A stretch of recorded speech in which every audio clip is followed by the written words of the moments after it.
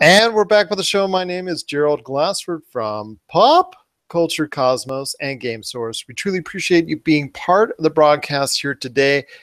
And, well, it's that time of the year for the WWE. It is one of their biggest and always one of their best shows of the year. It's SummerSlam. This year is SummerSlam 2017. It's got a great card lined up. I really have hopes for this one. I was just talking a little bit before we went on that I think this one is going to be one of the better ones in the past couple of years.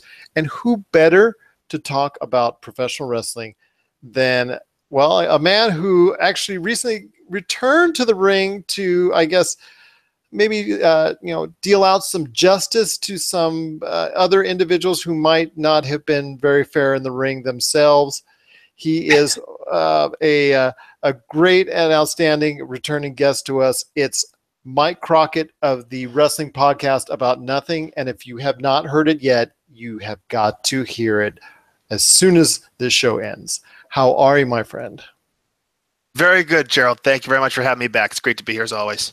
Oh, thank you as well. And you know, that troublemaker I was talking about, that well, I'll tell you what, right now, if you don't know Mike Crockett's background, he was a referee on the independent scene and actually returned to the ring to handle a certain troublemaker that I think I know as well, if you want to go ahead and elaborate a little bit more.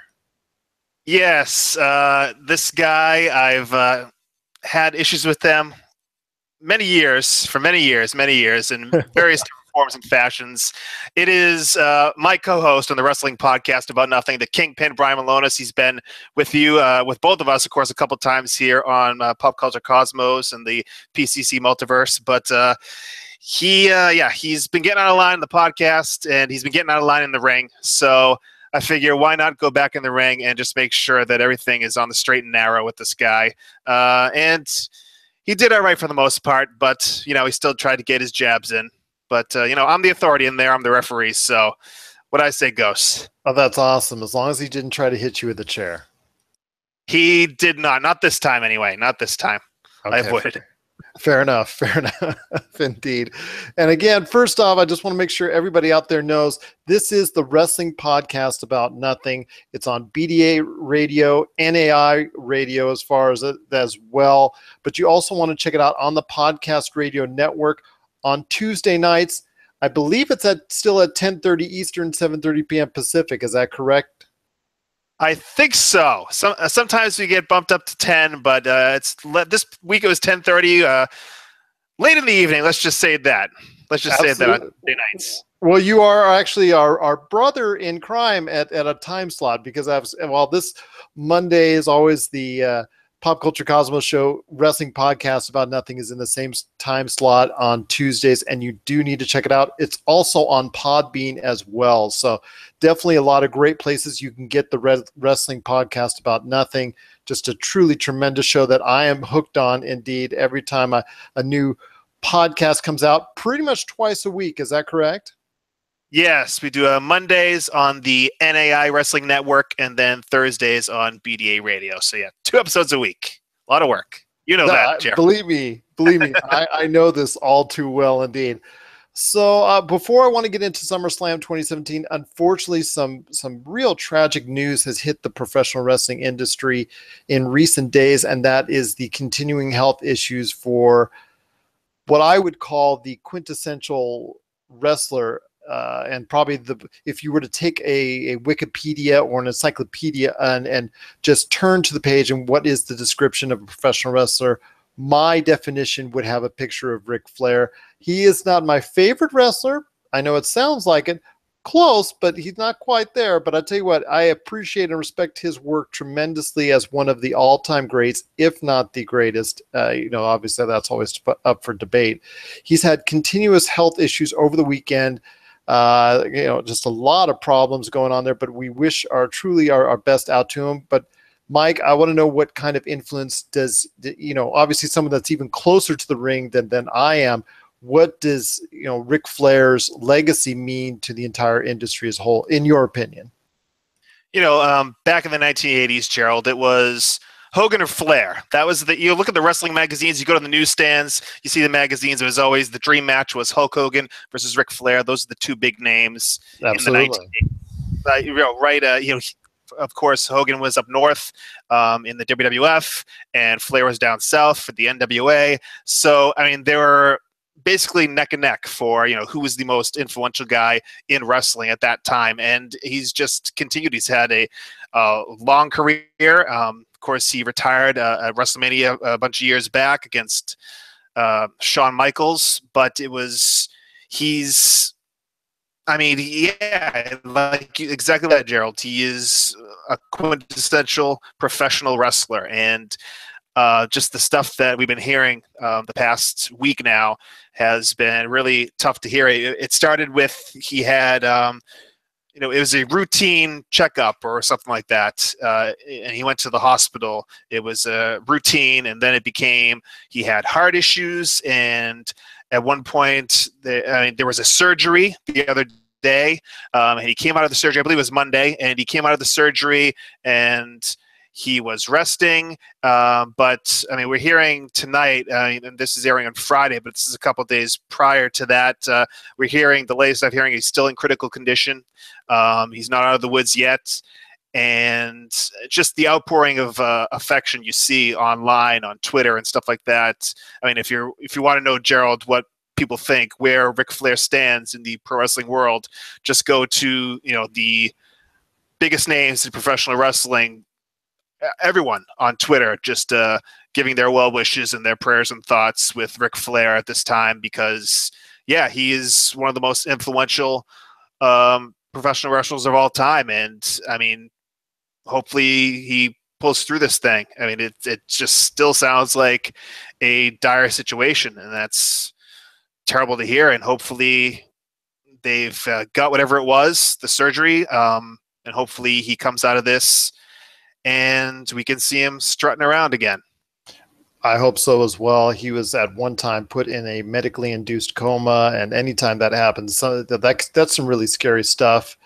I know Charlotte Flair, who wrestles for the WWE, is obviously there, at the facility, at the hospital, with her father, and he's got so much support from around the world. I like you, have seen the outpouring of just well wishes, worldwide from social media all over the world, and just it's so great to see that someone is so appreciated and beloved, and has entertained so many fans over the years, and at this point in time is trying to give something back to him to help him get back as far as the recovery is concerned. So definitely our thoughts are with him. Truly one of the greatest we'll say it, this sport will ever see. So definitely hope the best for him. And yes. But still, as you and I both know, as the old saying goes, the show must continue and the show must go on. And with that, there is SummerSlam coming up this weekend on the WWE Network. And I'll tell you what, like I said, to me, it's shaping up as a very, very promising show. Whether or not it comes off in execution, we'll have to wait and see. But first, I guess the main event that you probably would have to say is Brock Lesnar versus Braun Strowman versus Roman Reigns versus Samoa Joe. That's going to be a four-way match for the Universal Championship. If Brock Lesnar loses, which is strongly rumored to happen, he will be leaving the WWE, possibly to pursue, once again, an MMA career.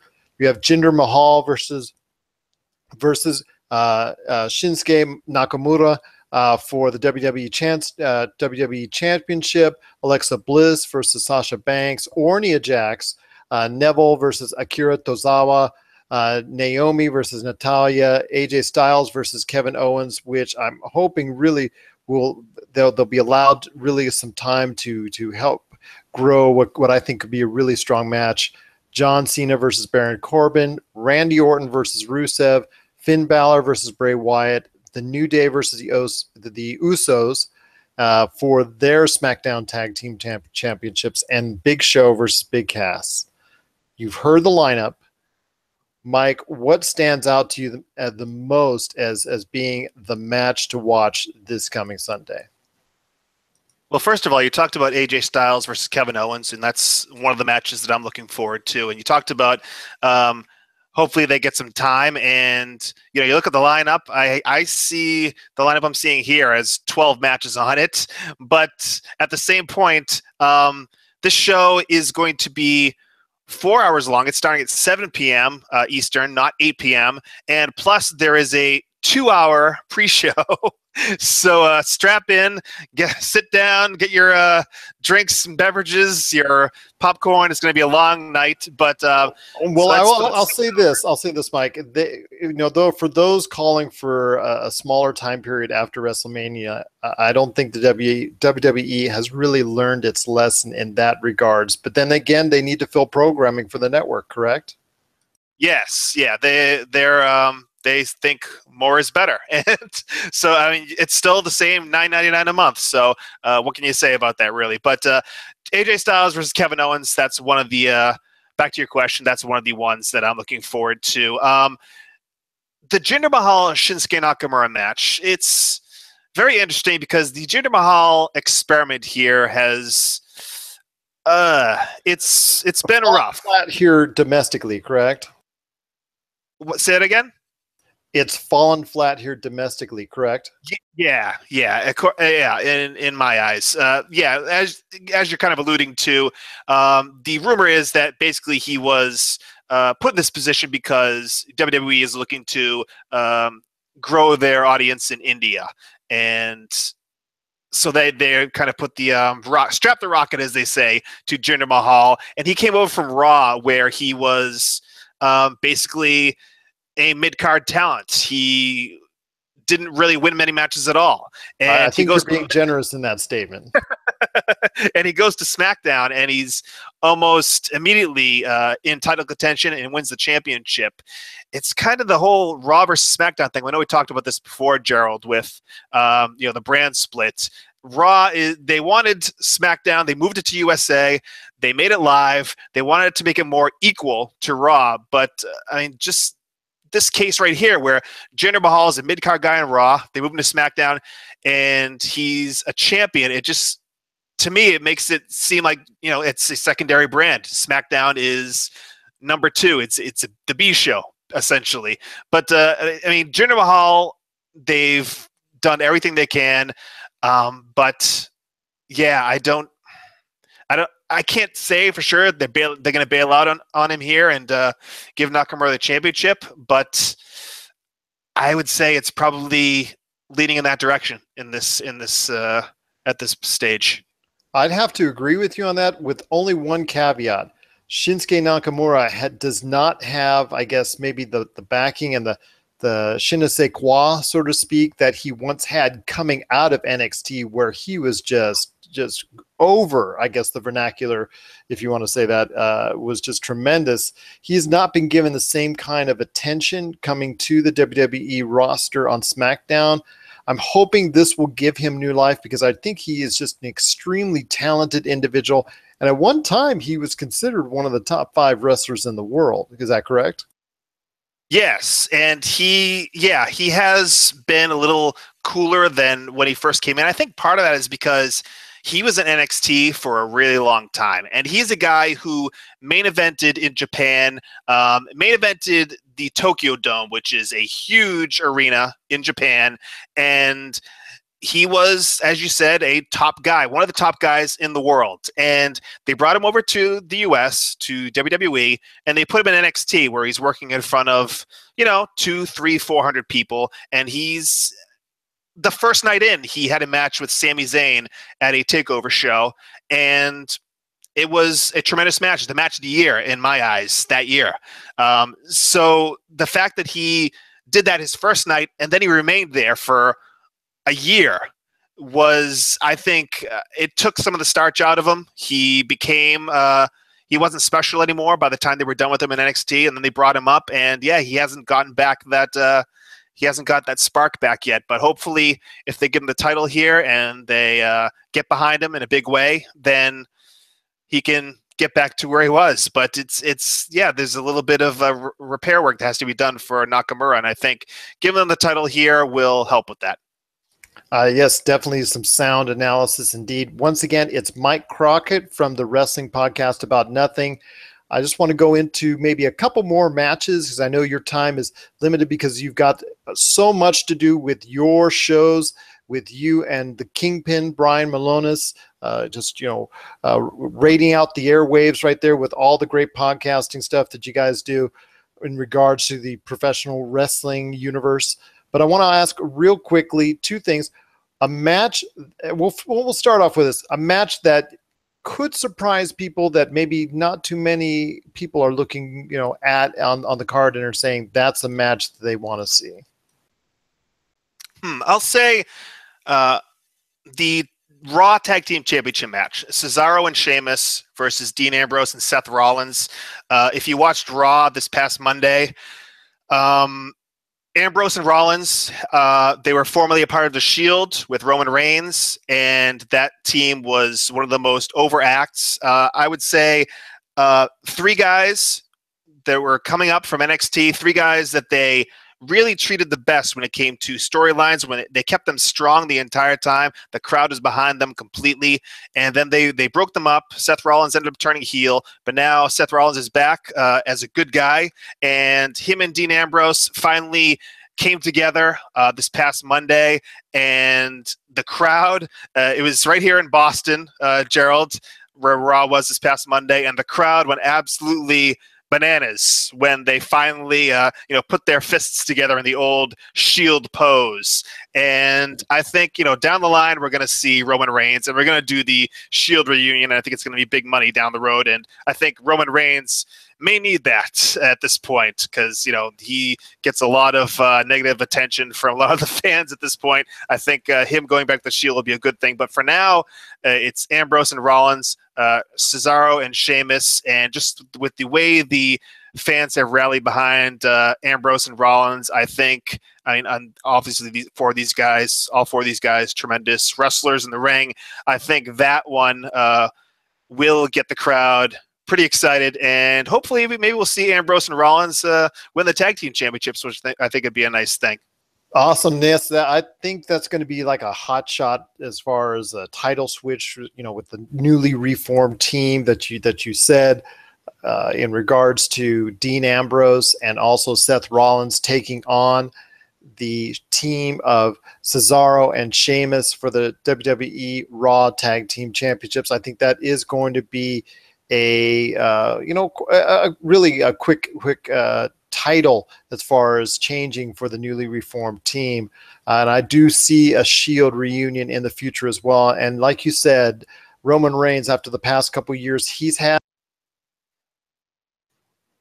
has definitely going to need that as far as because of the rough couple of years he's had with fan response. And speaking of Roman Reigns, once again, he is firmly entrenched in the main event, and that is against, like I said earlier, a 4-way with as far as Braun Strowman, Samoa Joe, and also as well Brock Lesnar.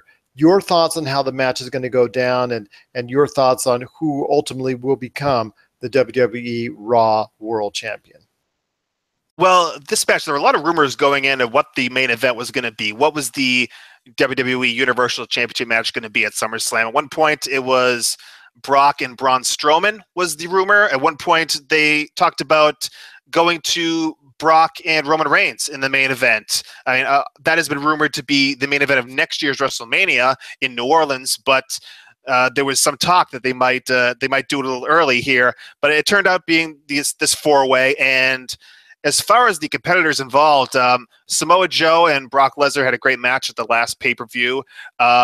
It's good to see that he is still in the mix, Samoa Joe, because he hasn't been around WWE that long, but they've given him they put him in a really good position, and I was happy that it wasn't a one and done with Brock Lesnar. Now he's in the main event of SummerSlam, which is a great thing for him, and he's extremely credible, especially with a guy the size and with the presence of Brock Lesnar. Speaking of size and presence, Braun Strowman this past year has been kind of a revelation. He came up to WWE having never really been on NXT television as a wrestler. He had done some spots. He was a part of Adam Rose's Rosebuds. That's where he got his the majority of his face time. But he came up there with very little experience. He came up to WWE because I think Vince McMahon loves big, strong guys. So Braun Strowman was up there, and he didn't belong there at first, but he has worked very hard, and he is an entertaining part of the show. He's gotten the fans.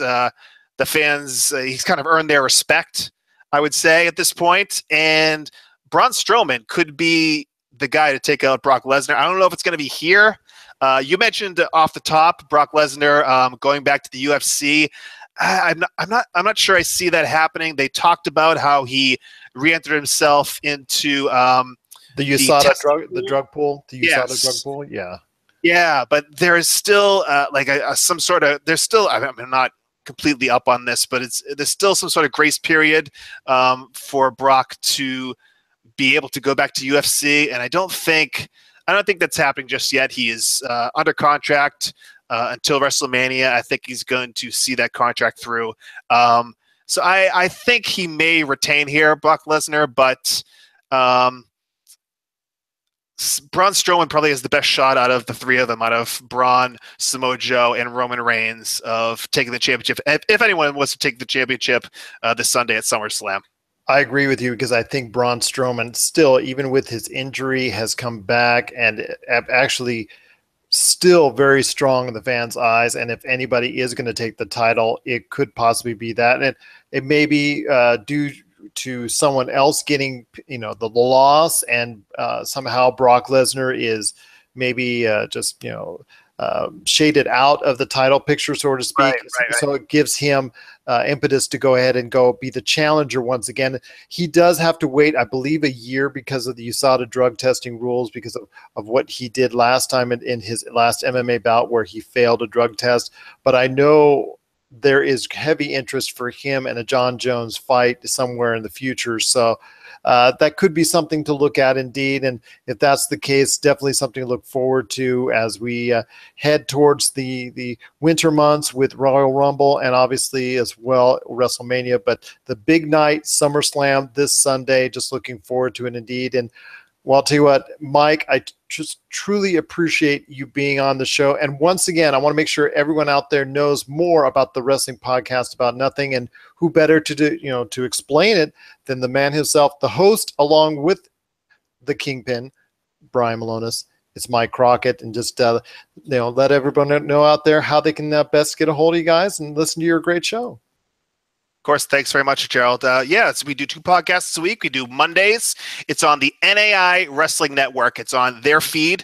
And we do a podcast on Thursdays on BDA Radio. That's on the Wrestling Podcast About Nothing feed.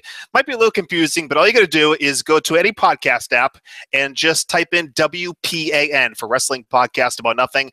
Both feeds will come up, the NAI Wrestling Network feed and the BDA Radio Wrestling Podcast About Nothing feed. You can subscribe to both and join us. And we are on Twitter at the WPAN, Facebook.com/the WPAN, Instagram, the WPAN, and of course, every Tuesday evening, we are on the Podcast Radio Network, happily with the Pop Culture Cosmos and all the great people over there at the Podcast Radio Network. We just can't always guarantee the times. Even though we advertise it, we just can't always quite guarantee the times, although I know they're working on that on the station indeed. So, Mike, as always, it's great to talk to you. I hope to get you and Brian on the show again at a point in the future, which is good for you guys.